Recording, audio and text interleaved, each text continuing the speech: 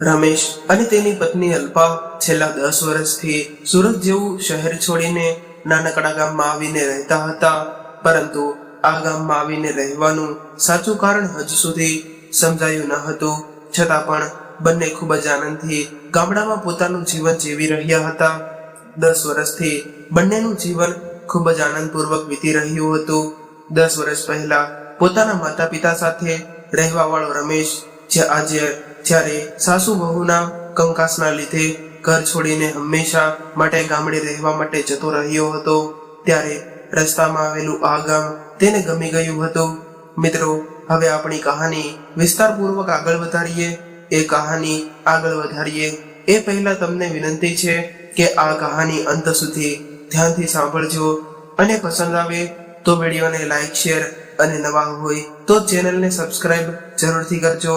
રમેશ પોતાના બંગલાના બગીચામાં ચા પીતા પીતા એની પત્નીને કહેવા લાગ્યો કે અલ્પા, આપણે ઘણા વર્ષોથી મમ્મી પપ્પાને મળ્યા નથી, એટલે મારી એવી ઈચ્છા છે કે આપણે ત્યાં જઈને એમને મળી લઈએ. ત્યારે તેની પત્નીએ કહ્યું કે તમારી માએ ધક્કો મારીને મને અને તમને ઘરમાંથી બહાર કાઢ્યા હતા, એ તમે ભૂલી ગયા. એણે મારા પર બૂમાબૂમ કરી અને મારી જિંદગી ખરાબ કરી નાખી છે. શું એ વાત પણ તમે ભૂલી ગયા છો અને હવે તમે ફરીવાર પાછા તમારા માતા પિતા સાથે સંબંધ બાંધવા માંગો છો? તમારી નોકરી છોડીને આપણે આ ગામડામાં સ્થિર થયા છીએ અને આજે આપણી પાસે જમીન છે, બંગલો છે, સુખ સમૃદ્ધિ અને ગામના 5 લોકો તમને પૂછીને કામ કરે છે. હું તો તમને તમારા મા બાપને મળવા જવાની સ્પષ્ટ ના પાડું છું. અલ્પાએ ગુસ્સો કરીને રમેશને આવું કહ્યું એટલે રમેશ કહેવા લાગ્યો કે હા અલ્પા, તારી વાત સાચી છે, પરંતુ હું મારા મા બાપને કેવી રીતે ભૂલી શકું? હું બસ એને એકવાર મળી લઈશ, ત્યારબાદ ક્યારેય એને મળવા નહીં જાઉં, અને કોણ જાણે એ લોકો હજુ સુધી જીવતા હશે કે નહીં હોય. રમેશના આવા શબ્દોએ અલ્પાને નરમ પાડી દીધી. ત્યારે એને પણ એના માતા પિતાની યાદ આવતી હતી, પરંતુ રમેશે એના મા બાપ સાથે સંબંધ તોડ્યા.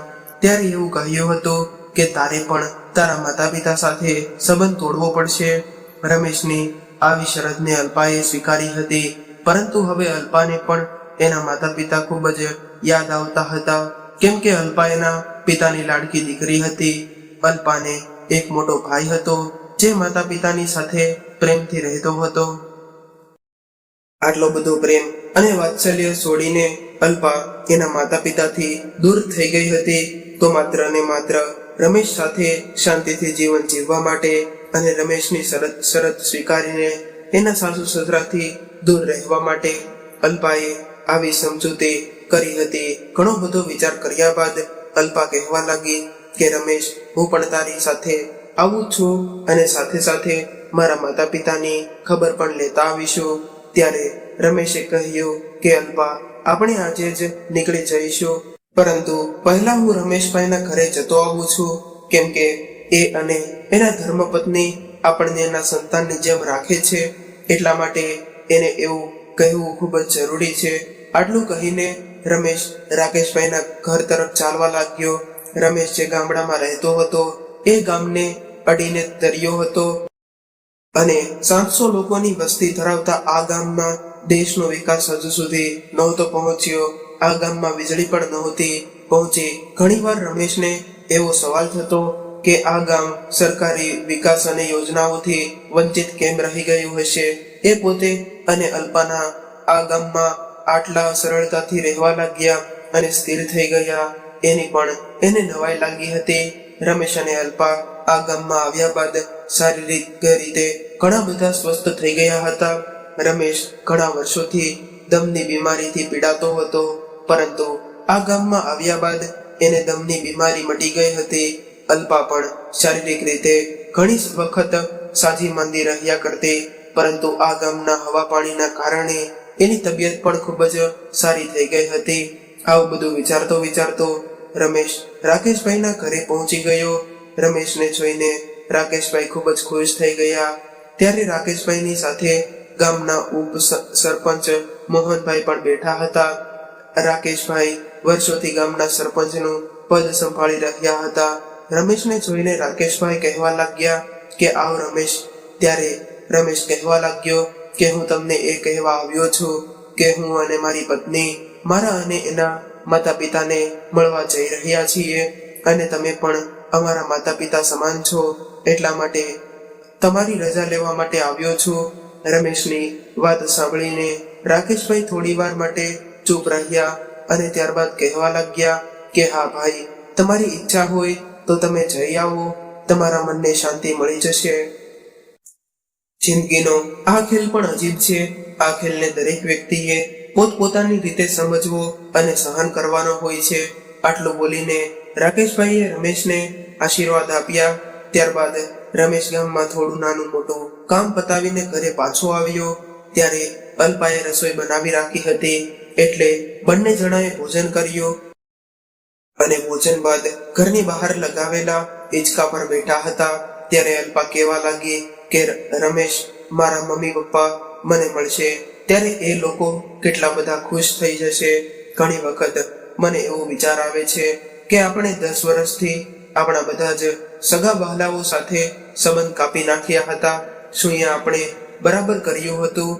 અને આપણા લગ્ન થયા એને 20 વર્ષ થઈ ગયા છે, પરંતુ હજુ સુધી મને મા બનવાનું સુખ નથી મળ્યું. ગયા જન્મમાં મેં કોઈ પાપ કર્યા હશે, એની સજા મને આ જન્મમાં મળી રહી છે. ત્યારે રમેશે સામે જોઈને કહેવા લાગ્યો કે નહીં અલ્પા, તું તો ખૂબ જ સારી છો. કદાચ ગયા જન્મના મારા કંઈક પાપ હશે કે આપણને અત્યારે નડી રહ્યા છે. તે તો પત્ની તરીકે આટલા વર્ષો મને ઘણો બધો સહયોગ આપ્યો છે. કદાચ ઈશ્વરે આપણા નસીબમાં સંતાન લખ્યું જ નહીં હોય. અને રહી વાત સગા વહાલાની, તો આપણે સુરત છોડ્યું ત્યારે મારો પગાર 20,000 હતો, તો પણ હું ઘરનો ખર્ચો માંડ પૂરો કરતો. મમ્મી તો મને એવું કહેતી કે હું વધારે કમાઈ નથી શકતો, પરંતુ દેવાના ડુંગરો નીચે આપણે બેઠા હોય તો પછી ગમે તેટલું કમાઈએ તો પણ ઓછું જ લાગે. મારી બંને બહેનોના લગ્ન પણ મારા પગારના પૈસાથી જ થયા હતા અને સગા વહાલા પણ પૈસાના જ સગા હતા. એટલા માટે આપણે 10 વર્ષથી સગા વહાલાઓથી દૂર છીએ અને એનું મને દુઃખ પણ નથી. બસ એકવાર હું મમ્મી પપ્પાને જોઈ લઉં એટલી જ મારા મનની ઈચ્છા છે.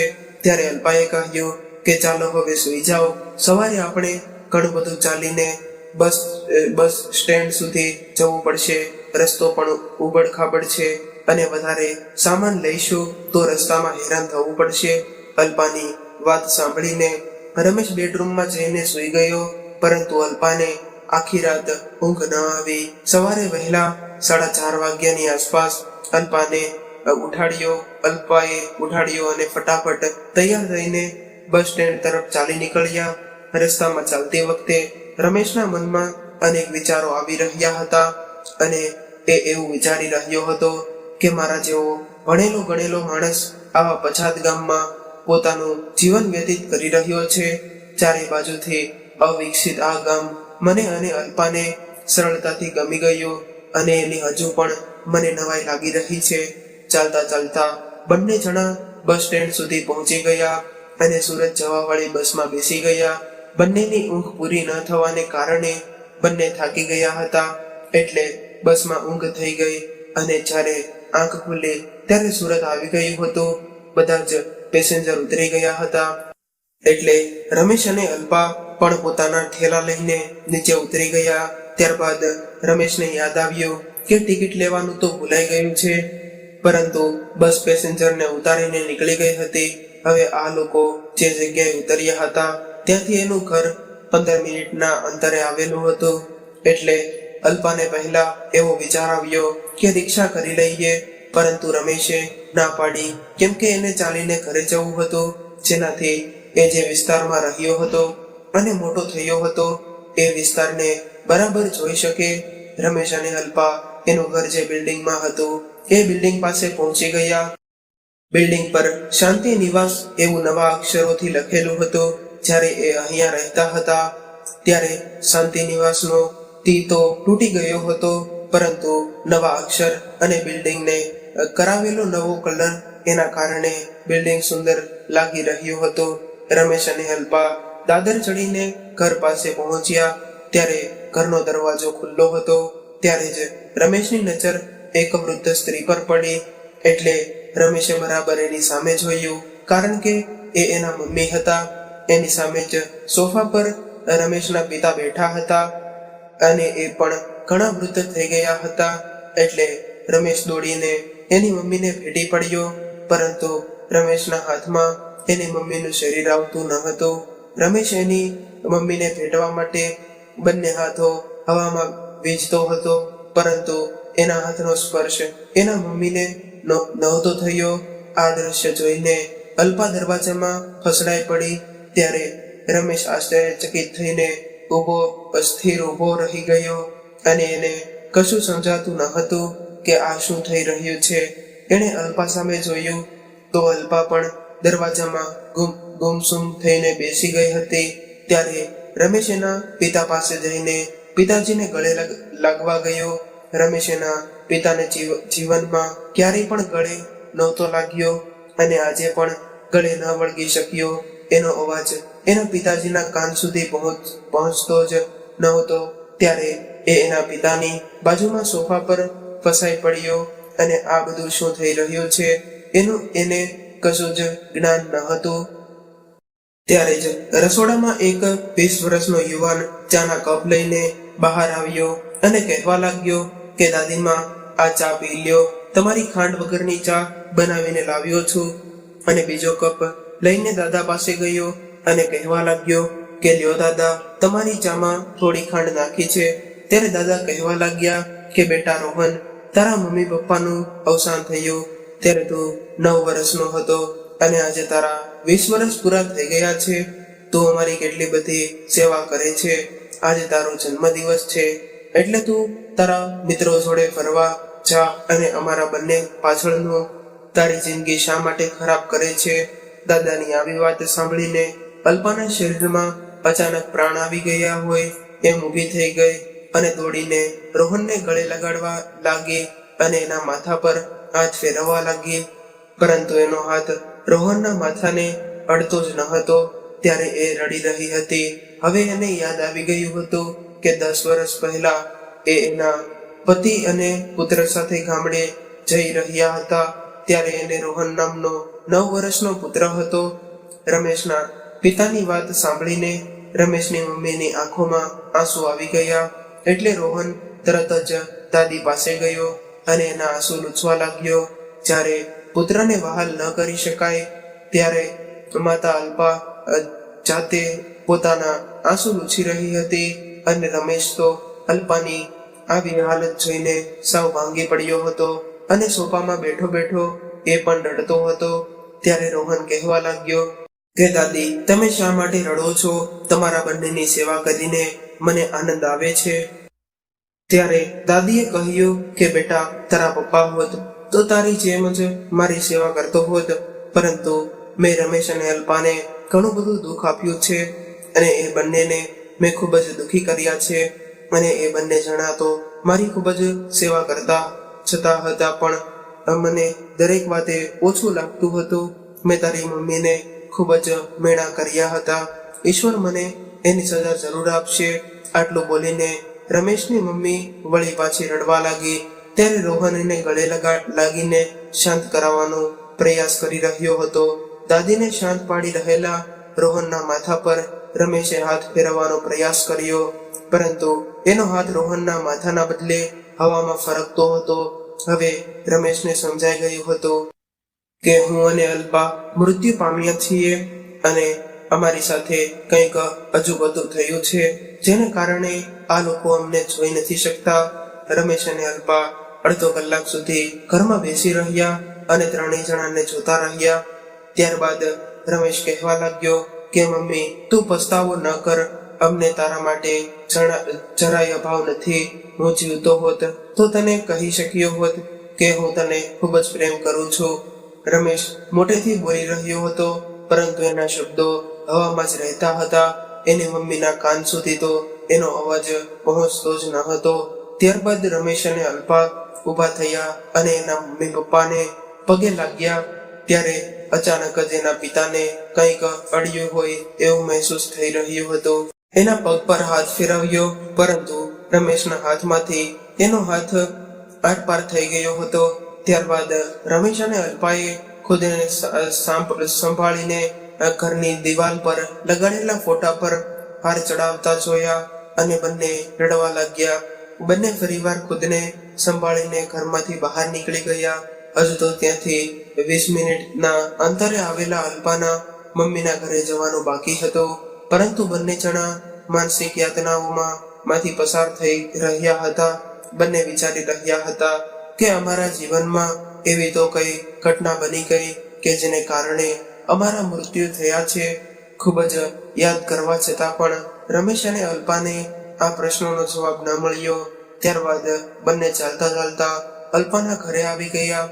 જર્જરિત થઈ ગયેલા બિલ્ડિંગમાં રહેતા માળ પર જ્યારે એ બંને ઘરના દરવાજા પાસે મળ્યા ત્યારે દરવાજો અડધો ખુલ્લો હતો. દરવાજાની ખુલ્લી જગ્યામાંથી બંને ઘરની અંદર ગયા અને અલ્પા એના પિતાને જોઈને તરત જ એની પાસે ગઈ અને એને ગળે લાગી ગઈ. પરંતુ એ બધું નિરર્થક હતું કે હવે અલ્પાને પણ સમજાઈ ગયું હતું કે અલ્પાના માતા પિતા એની ઉંમર કરતા વધારે વૃદ્ધ થઈ ગયા હતા. અલ્પાના ભાઈ ભાભી સોફા પર બેઠા હતા અને એક વૃદ્ધ પંડિત ખુરશી પર બેઠા હતા અને અલ્પાના માતા પિતા એના પગ પાસે જમીન પર બેઠા હતા. ત્યારે આ પંડિત એવું કહી રહ્યા હતા કે તમારી દીકરી અને જમાઈને હજુ સુધી મુક્તિ નથી મળી અને તેઓની આત્મા હજુ પણ ક્યાંક ભટકી રહ્યો છે અને તો મને તો અહીંયા આપણી આસપાસ એમની આત્મા હોય એવું પ્રતીત થઈ રહ્યું છે. પંડિતજીએ આવું કહ્યું ત્યારે રમેશ અને અલ્પા ત્યાં જ નીચે બેસી ગયા. ત્યારબાદ અલ્પાના પિતાજી કહેવા લાગ્યા કે પંડિતજી, અમારી દીકરી અને જમાઈના મૃતદેહ પણ અમને મળ્યા નથી, તો અમે કઈ રીતે માની લઈએ કે એ લોકો મરી ગયા હશે? ત્યારે પંડિતજી કહેવા લાગ્યા કે હું જે જોઈ રહ્યો છું એ તમને કહી રહ્યો છું, બાકી બધું તો ઈશ્વર જાણે છે. પરંતુ લોકો જીવતા હશે તો 7 દિવસની અંદર આવી જશે. આટલું કહીને પંડિતજીએ આંખ બંધ કરીને અને કુદરતના રહસ્યને જોવાનો પ્રયાસ કરી રહ્યા હતા.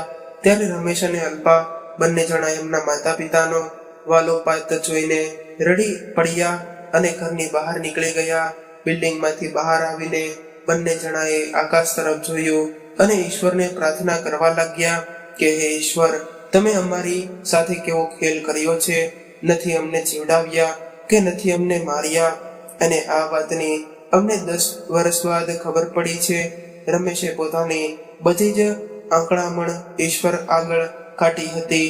ત્યારે અલ્પાએ રમેશના ખભા પર હાથ મૂકીને એને આશ્વાસન આપ્યું. ત્યારબાદ બંને જણા ચાલતા ચાલતા બસ સ્ટેન્ડ પર પાછા આવ્યા અને જે બસમાં તેઓ આવ્યા હતા એ જ બસમાં પાછા પોતાના ગામડે જવા નીકળી ગયા.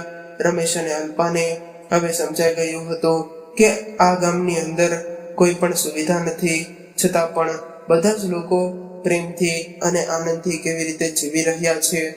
કારણ કે આ ગામમાં જીવિત માણસોની વસ્તી જ નથી, પરંતુ બધા જ લોકો જ આત્માઓની વસ્તી છે અને એક આત્મા બીજી આત્માને ક્યારેય નથી નડતી. હવે ગામડે પહોંચીને રમેશ અને અલ્પા દોડતા દોડતા રાકેશભાઈના ઘરે ગયા. ત્યારે રાકેશભાઈ અને તેના પત્ની હિંચકા પર બેસીને મોહનભાઈ સાથે વાતો કરી રહ્યા હતા. રમેશ અને અલ્પા ઝડપથી આવીને ઘરના ઓટલા પર બેસી ગયા. રાકેશભાઈએ પણ અલ્પાની આંખોમાં પહેલા સવાલને એના કહ્યા વગર જ વાંચી લીધા હતા. એટલે કહેવા લાગ્યા કે તમને જે રહસ્યની 10 વર્ષ બાદ ખબર પડી છે એ રહસ્યની મને 25 વર્ષ પછી ખબર પડી હતી, અને આ મોહનભાઈને તો 30 વર્ષ બાદ ખબર પડી હતી. હા, આપણે બધા જ આત્મા છીએ. આ ધરતીએ હજુ પણ આપણને છોડ્યા નથી અને મૃત્યુએ આપણને સ્વીકાર્યા નથી. આ ગામમાં રહેતા 700 માણસો જીવન અને મૃત્યુની વચ્ચે આત્મા બનીને ભટકી રહ્યા છે અથવા તો જીવી રહ્યા છે, અને આવી જ આપણી નિયતિ છે. રાકેશભાઈની વાત સાંભળીને અલ્પા રડવા લાગી. ત્યારે રાકેશભાઈના પત્નીએ અલ્પા અને રમેશને શાંત કર્યા. ત્યારબાદ રમેશે અલ્પાને સમજાવી હતી કે આપણે એક પુત્ર પણ છે અને એ અત્યારે 19 વર્ષનો થયો છે ત્યારે અલ્પા રમેશનો હાથ પકડીને હર્ષના આંસુ સાથે રડી રહી હતી. ત્યારબાદ રમેશ કહેવા લાગ્યો કે રાકેશભાઈ, કોઈ એવો માર્ગ નથી કે જેનાથી આપણે ફરીથી આપણું જીવન પ્રાપ્ત કરી શકીએ, અને તમે તો જ્ઞાની છો અને વર્ષોથી તમે આ ગામમાં રહીને જીવન અને મૃત્યુના રહસ્યને ઉકેલ્યું છે અને સમજાવ્યું છે. રમેશની આવી વાત સાંભળીને રાકેશભાઈએ મોહનભાઈ સામે જોયું, પરંતુ મોહનભાઈએ તરત જ એના પગ પકડી લીધા અને કહેવા લાગ્યા કે નહીં રાકેશભાઈ, આવું ન કરો. મારી મુક્તિને હવે 1 જ વર્ષ બાકી રહ્યું છે. તમારું જ્ઞાન અને શક્તિઓ છે આ ધરતીલોક પર 100 વર્ષ બાદ તમને મળી છે. એ શક્તિના પ્રતાપે ઈશ્વર તમને મોક્ષ આપવાના છે, અને જો તમે આવું કરશો તો હજુ બીજા 100 વર્ષ સુધી અહીંયા રહેવું પડશે. એટલા માટે તમે ભૂલથી પણ આવી ભૂલ નહીં કરતા. મોહનભાઈ રાકેશભાઈના પગ પકડીને રડતા રડતા આવું કહી રહ્યા હતા. ત્યારે રાકેશભાઈએ મોહનભાઈને ઊભા કર્યા અને આ બાજુ રમેશ અને અલ્પા તો આ બધું જોઈને નવાઈ પામી રહ્યા હતા. ત્યારે રાકેશભાઈ કહેવા લાગ્યા કે મોહનભાઈ, મારે અને મારી પત્નીને તો કોઈ સંતાન નહોતું, પરંતુ મેં રમેશ અને અલ્પાને મારા સંતાનની જેમ રાખ્યા છે, અને મારા 100 વર્ષની તપસ્યાનું ફળ જો એના કામમાં આવી શકતું હોય અને એ લોકો એના સંતાનને મળી શકે એવા સંજોગો ઊભા થઈ શક્યા હોય તો એને આ આનંદ આપીને બીજા 100 વર્ષ સુધી હું અહીંયા જ રહેવા માટે તૈયાર છું. મારો આત્મા તો મને એવો આદેશ આપી રહ્યો છે કે આ છોકરાને હું એના પરિવાર સુધી પહોંચાડી દઉં, અને કદાચ એને સંતાન ન હોય તો હું આવું ક્યારેય ન કરત. રમેશભાઈએ મોહનભાઈ સામે જોઈને આવું કહ્યું. ત્યારબાદ તેઓ રમેશ તરફ જોઈને કહેવા લાગ્યા કે કાલે વહેલી સવારે તું અને અલ્પા અહીંયા આવી જાજો. બાકીની આખી વાત હું તમને કાલે સમજાવી દઈશ, અને તું અત્યારે તારા ઘરે જા. રાકેશભાઈએ આદેશના સ્વરમાં કહ્યું હતું એટલે અલ્પા અને રમેશ પોતાના ઘર તરફ નીકળી ગયા. અલ્પા આખા રસ્તે એના પુત્ર વિશે વિચાર કરી રહી હતી. અલ્પાની અસહ્ય વેદના અને પીડા જોઈને રમેશની એની વેદના અલ્પાના પ્રમાણમાં ખૂબ જ ઓછી લાગી રહી હતી. ત્યારે રમેશ કહેવા લાગ્યો કે અલ્પા, આપણે આપણા પુત્રના મોહમાં આવીને રાકેશભાઈ જેવા મહાન આત્માને મોક્ષ સુધી પહોંચાડવાના બદલે આપણા સંસારિક સુખના સમાધાન માટે 100 વર્ષની બીજી જેલ આપી રહ્યા છીએ, જે આપણને એના સંતાનની જેમ રાખે છે, અને આપણે એના પ્રેમ અને લાગણીઓનો દુરુપયોગ કરીને એની આત્માની મુક્તિના માર્ગમાં બંધક બની રહ્યા છીએ. આપણે આપણા પુત્ર મોહનો ત્યાગ કરીને એને આ ધર્મ સંકટમાંથી મુક્ત કરવા જોઈએ. ત્યારે અલ્પા રડવા લાગી. અલ્પાના વાલોપાત અને આંસુઓથી રાત જાણી રડી રડી હોય એવું લાગી રહ્યું હતું. આખી રાત અલ્પા રડતી રહી, જાણે કેટલાય જન્મોનું રડવાનું બાકી રહ્યું હોય. બીજા દિવસે સવારે અલ્પા અને રમેશ રાકેશભાઈના ઘરે પહોંચી ગયા. ત્યારે રાકેશભાઈ એના પત્ની અને મોહનભાઈને રાહ જોઈ રહ્યા હતા. રમેશ અને અલ્પાએ ત્રણેયને નમસ્કાર કર્યા અને કહેવા લાગ્યા કે રાકેશભાઈ, તમે અને તમારા પત્ની અમારા માતા પિતા સમાન છો, અને અમારે અમારા પુત્ર મોહને કારણે તમારા મોક્ષના રસ્તામાં આડા આવીને અમારું પાપ નથી વધારવું. તમારા જેવા જ્ઞાની અને દિવ્ય પુરુષની છત્રછાયામાં રહેવું છે, અને તમે જ્યાં સુધી આ ગામમાં છો ત્યાં સુધી અને તમે જ્યારે મોક્ષ તરફ જશો ત્યારે તમારું સ્મરણ કરીને અમે અમારું જીવન પૂર્ણ કરીશું. અલ્પાએ રાકેશભાઈના પગમાં બોલાવું કહ્યું એટલે રાકેશભાઈ કહેવા લાગ્યા કે તમારા બંનેનો આ પ્રેમ અને લાગણી હું અને મારા પત્ની તમારી આંખોમાં અને વર્તનમાં કાયમ જોતા રહ્યા છીએ, પરંતુ ઈશ્વરે કદાચ મારો મોક્ષ હજુ તો 100 વર્ષ બાદ નિર્ધારિત કર્યો હશે. એટલા માટે જ ઈશ્વરે મને તમને મદદ કરવાની પ્રેરણા આપી છે. હું વહેલી પરોઢે આવો સંકલ્પ કરી ચૂક્યો છું, એટલા માટે હવે હું પાછો નહીં ફરી શકું. મારે તમને બંનેને ફરીથી જીવતા કરવા પડશે. રાકેશભાઈએ બંનેના માથા પર હાથ મૂકીને આવું કહ્યું. ત્યારે એના પત્ની કહેવા લાગ્યા કે હું પણ તમારી સાથે જ આવીશ, તમારા વગર તો મને મોક્ષ પણ મંજૂર નથી. રાકેશભાઈના પત્નીએ હસીને હસતા હસતા પતિને આવું કહ્યું ત્યારે રાકેશભાઈએ એને સંમતિ આપી. અને આ બધું જોઈ રહેલા મોહનભાઈ કહેવા લાગ્યા કે તમે બંને અહીંયા જ રહેજો, તો મારે મુક્તિ મેળવીને શું કરવું, એટલે હું પણ તમારી સાથે જ રહીશ. ત્યારે રાકેશભાઈએ મોહનભાઈને રોકીને કહ્યું કે મિત્ર વગરનું જીવન નકામું છે અને તમારા જેવા મિત્ર માટે તો 1000 વર્ષ પણ આત્મા બનીને રહેવા માટે હું તૈયાર છું. ત્યારબાદ રાકેશભાઈએ કહ્યું કે રમેશ, તમે બંને જણા મારી બંને હથેળી પર તમારી હથેળી મૂકી દો. ત્યારબાદ ચારેય જણાએ રાકેશભાઈએ આપેલી સૂચના પ્રમાણે કર્યું. ત્યારબાદ રાકેશભાઈએ મનમાં મંત્ર બોલ્યો અને 5 મિનિટમાં તો તેઓ એક આશ્રમના પ્રાંગણમાં આવીને ઊભા હતા. જ્યારે રમેશભાઈની આંખ ખુલી ત્યારે એ ચોંકી ગયો અને કહેવા લાગ્યો કે અરે, આ તો એ જ આશ્રમ છે જેમાં અમે રાત્રે પૂજા કરવા માટે રોકાયા હતા. અમે સુરતથી અહીંયા આવ્યા હતા. અહીંયા રહેતા અઘોરી બાબા ખૂબ જ જ્ઞાની છે એવું સાંભળીને અમે આશ્રમમાં પૂજા અને હવન કરવા આવ્યા હતા. આશ્રમમાં આવતા જ રમેશને યાદ આવી ગયું હતું. ત્યારબાદ રાકેશભાઈએ આકાશ તરફ જોયું અને ચારેય જણાને પોતાની પાછળ આવવા કહ્યું. એટલે 5 જણા ચાલતા ચાલતા એક કુટીર પાસે આવ્યા. કુટીરમાં બનાવેલી મોટી બારીમાંથી 5 જણાએ અંદર જોયું તો કુટીરમાં યજ્ઞવેલી સામે રમેશ અને અલ્પાને બેસાડીને અઘોરી બાબા મંત્ર બોલીને અગ્નિમાં હોમ કરાવી રહ્યા હતા. આ જોઈને બંને જણા હેરાન રહી ગયા અને વિચારવા લાગ્યા કે અમે બંને તો અહીંયા છીએ, તો પછી આ બંને કોણ છે? આ આશ્રમમાં આવ્યા ત્યારે અઘોરી બાબાએ અમને યજ્ઞમાં બેસાડ્યા હતા. આ બંને જણાએ જે બેઠા છે એ આત્મા અને શરીર ધારણ કરેલા રમેશ અને અલ્પા છે, અને તમે બંને મારી સાથે ઊભા છો એ માત્ર આત્મા છે. આત્મા અને શરીર બંને અલગ હોય, પરંતુ હું તમને મારી દિવ્ય શક્તિથી તમારા ભૂતકાળના 10 વર્ષ પહેલા એ સમયમાં લાવ્યો છું જ્યાં તમને આ અઘોરી બાબાએ ઝેર આપીને તમારી બલિ ચડાવી હતી. હવે હું અંદર ઓરડીમાં જઈને આ અઘોરી બાબાને મૂર્છિત કરી દઈશ. એ વખતે તમે મારી પાછળ પાછળ આવીને તમારા શરીરમાં પ્રવેશ કરી લેજો અને આ ઓરડીમાંથી બહાર નીકળી જાજો. હવે મારી વાત બરાબર ધ્યાનથી સાંભળો.